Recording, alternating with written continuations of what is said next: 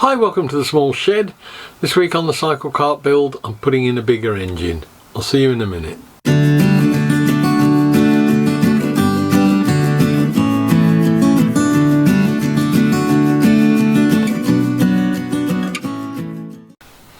Now the original twin cam race is a 750cc or thereabouts, and I'm making an 80% scale replica, which by my maths is 600 cc's, and the engine is actually in the back at 212. So I'm going to see if I can correct that this week by putting in a 600cc Suzuki engine.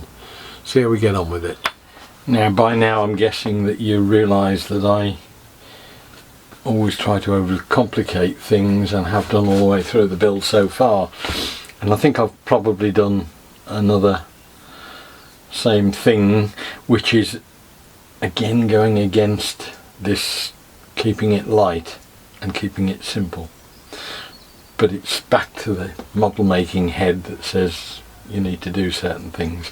This is in fact the shape of the bonnet area of the Austin 7. The front cowl is there, that width.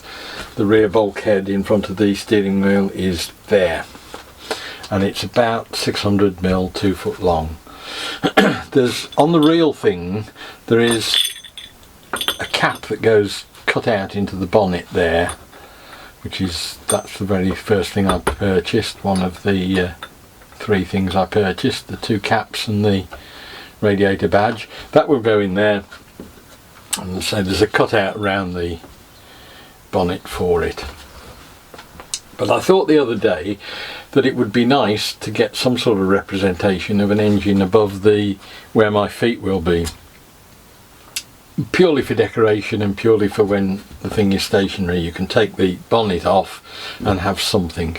So there is at the moment on the real thing there is a header tank which goes across there somewhere, and then there is a large pipe running from there, water pipe, about inch or so diameter, inch and a half, down onto the head of the twin cam engine. And I thought it would be nice, a bit like my old pedal car, to have something that when you took the bonnet off you'd got something. And I'm hoping that this will be the answer. And I was worried about weight, but having got this package now I'm not, because there is very little weight in it. But I think it might solve all my problems. If not, I've wasted £7 or £8 on something which is never going to be any use to me. But when we think in terms of engines, the engine itself was a 750cc. I'm building something which is about 75 to 80% scale. So if you scale the engine down, it would be about 600cc, I'm guessing.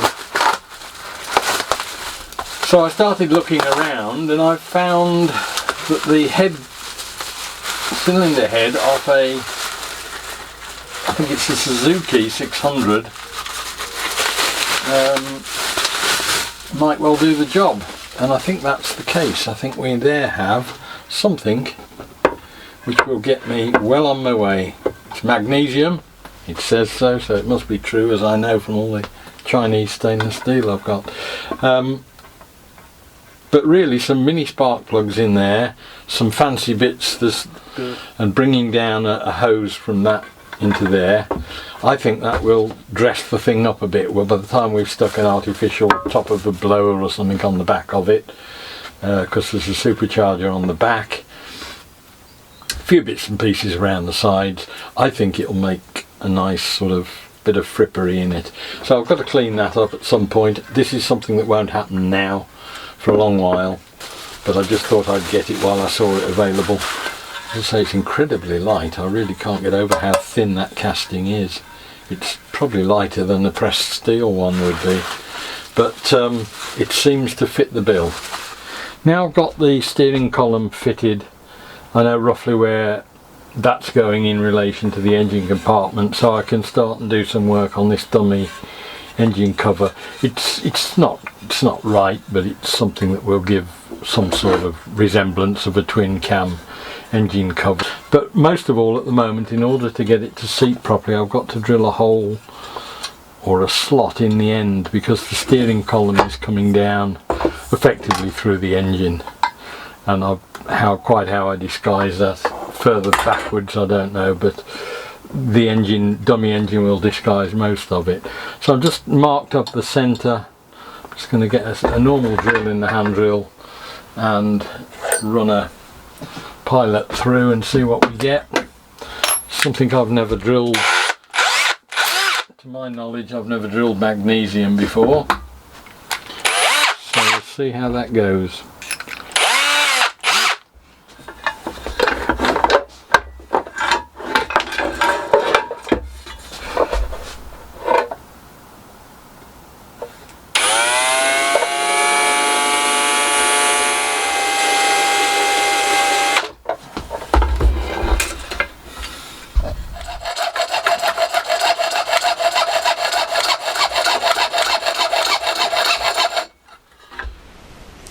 Now I think I'm pretty well settled in how the dummy engine is going to go in. I've cut the top part down to clear the steering column, which has changed a bit.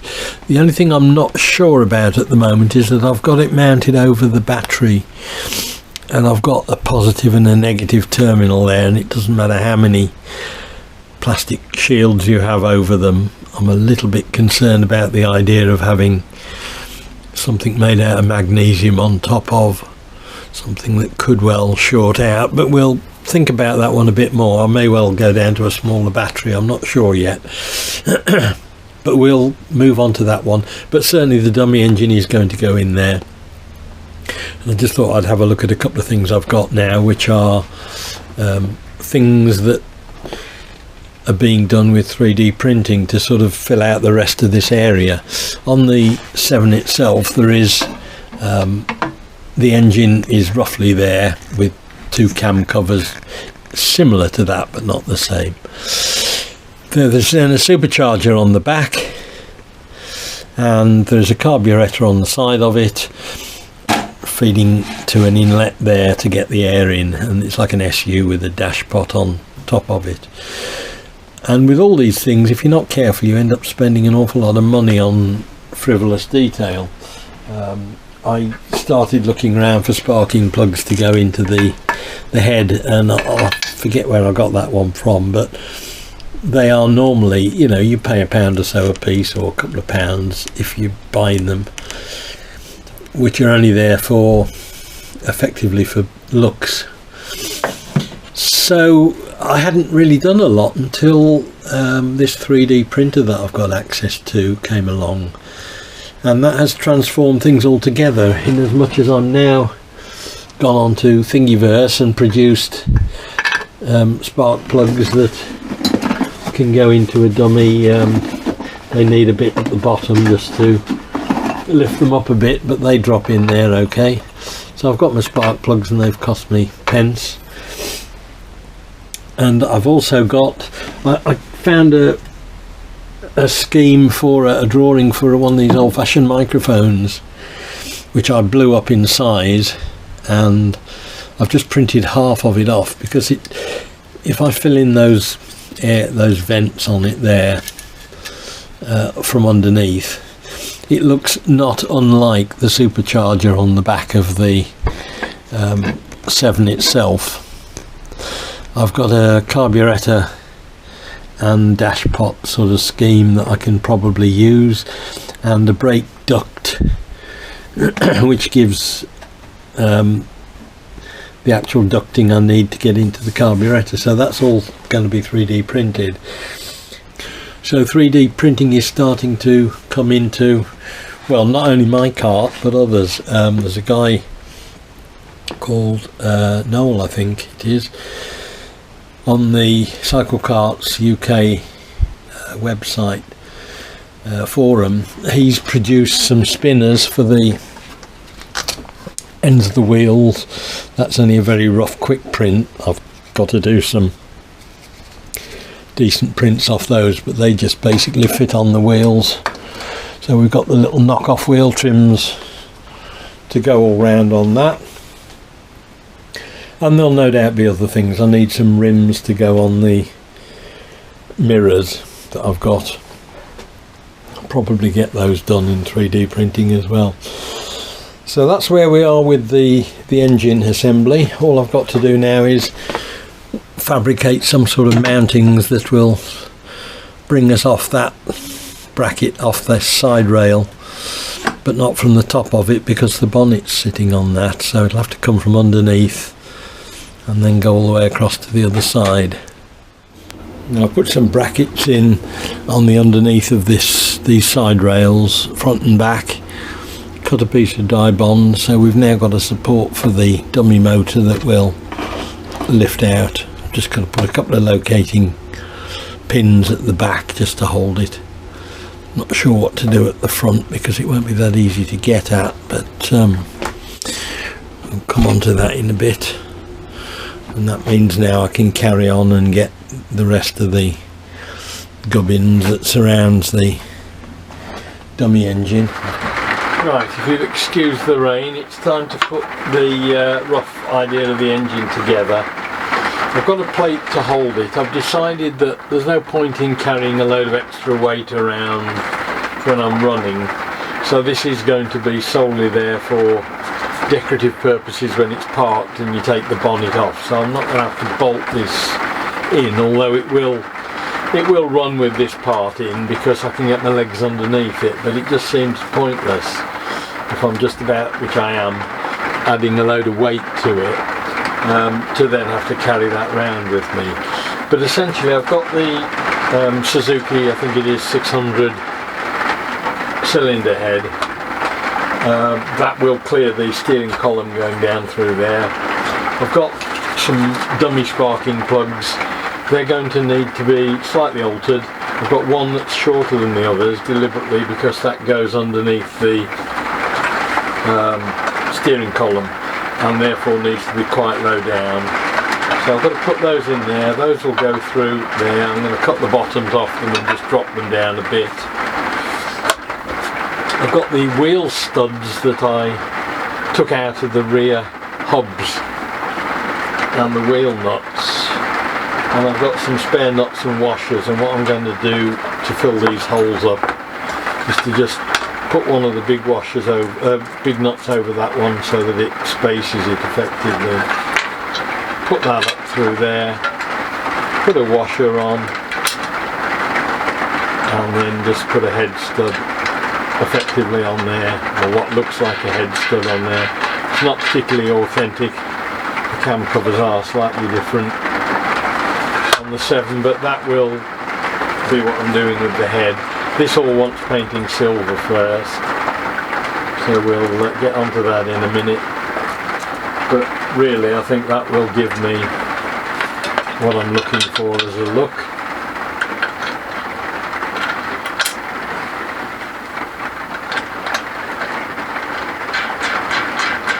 And then I'll put some dummy wiring in, and again on the real thing the wiring goes forward, so I can push it forward to the front and then just make it disappear underneath the header tank.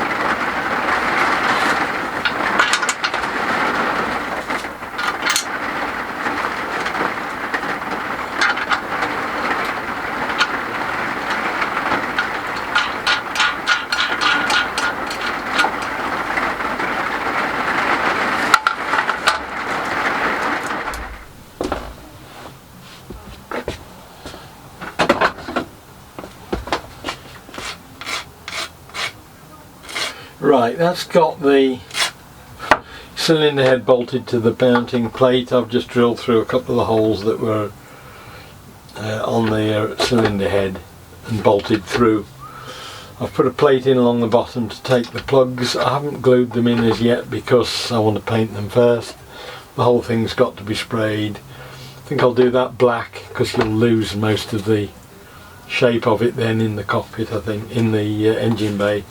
And then obviously the cylinder head's got to be silver. But that's pretty much the dummy engine done. just going to move on to the back part, which drops down below it, which is the dummy supercharger, carburetor intake, and maybe the pipe that comes off and down the side as well. I've got to think about that one though. Right, that's got the dummy engine in. As I say, that's all removable, that lifts out. Needs painting and detailing now, but I think we've got the vague representations that I wanted, and we can get that just tidied up. We're just about done. Obviously it won't run with that in, because it's in my way. It will run with that in, but it's about 2 kilograms now with all these bolts on it, so I think I'll just take it out whenever I'm running. And for the rest of the engine bay, I've got dummy carburetor off an outboard. Well, it's from an outboard motor. It could do with being slightly bigger, but it would be fine for this. I'm going to stick those two together. I've got an inlet duct, which is, I think, the front brake duct off a BMW that I 3D printed, that will go into there. And then on the other side of it will be what is a dummy supercharger, and in fact is half a microphone shape blown up, but it's roughly the right sort of size. You could do with the inside filling in so you can't see through it. Probably just put something in there just to hide that, and we'll try and cobble this lot together. And then there's an outlet pipe which goes off and down the other side of the engine. I think I'm getting somewhere with it. I've got a grill thing that I bought a load of at the scrap store locally some years ago now, I think. Bolt through the middle of that into the grill. That'll be painted black again, and it'll provide pretty much masking of what's going on, I think. Bolt that up. So that will give me the blower part of it. That's got to be set at a lower level than the other tray, because this side vent comes out at below the rail at the side of the car. So this will be lower down. I've just knocked a great big hole in the other side of the vent, cut off a piece of hose from my internal vacuum system, stuck a great big lump of brass, which is an old shower cubicle valve that was broken, into that. It's got rubber O-rings on it which should push into that hole in there nicely when it's painted up, and then that'll just give me a right angle bend. And I think I need to do a little bit of work on that to strap it down, but that will give me the sort of shape I need and the layout that I want, I think. So I think we're pretty much there with that now. Again, we'll just need painting up, stripping down and painting up into its component parts. Just spending a bit of time while I'm waiting for other things to happen, doing a bit more work on the dummy engine. I've just painted the support frame for it, and put a line of silver down the middle, because on the twin cam the heads are black and the body is silver or alloy. I'm just putting the plugs in now. I've painted those up a bit. Just going to put some plug leads on after that, and we're pretty much as far as we're going with that then. The dummy engine has also had a coat of silver and a bit of gunmetal over the top of that, so that's taken that down to a reasonably authentic sort of level. It's all a bit fakey, but certainly when the thing is sitting with the engine cover off, with the bonnet off, at demonstration type displays, it should look the part. Fortunately all the plug leads go forward, so I can drop them into the I think into somewhere around the front, underneath the header tank, where you won't actually see what happens to them.